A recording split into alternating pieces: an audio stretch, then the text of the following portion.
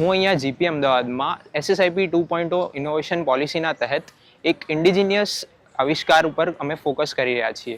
Drone ઇકોસિસ્ટમમાં જે development છે એમાં મેઇનલી જે બહારથી ફ્લાઇટ ડેવલપમેન્ટ થતા હોય છે એના કમ્પોનન્ટ્સ બહારથી પ્રોક્યોર થતા હોય છે. અમે in house development, flight controller, GPS system અને એના તે સોફ્ટવેર છે એ બધું જ ઇન્ડિજિનિયસલી ડેવલપ કરવું અને રિસર્ચ કરવું એની ઉપર અમારો ફોકસ રહ્યો છે.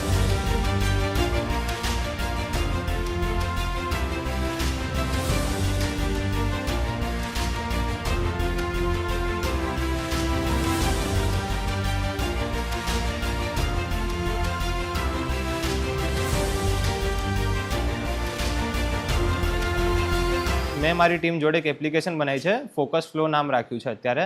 હવે એ એપ્લિકેશન અમે ADHD વાળા પર્સન્સને જે સ્ટુડન્ટ્સ હોય એને ધ્યાનમાં રાખીને બનાવી છે. જેનાથી શું થશે, અમારી એપ્લિકેશન એમનો બ્રેન વેવ્સ યુઝ કરીને ફોકસ ટેસ્ટ કરશે, લાઈવ ફોકસ પણ ટેસ્ટ કરશે અને એનું એવરેજ ફોકસ પણ અમને કહેશે ફાઇનલ 5 મિનિટના ટેસ્ટ રન પછી.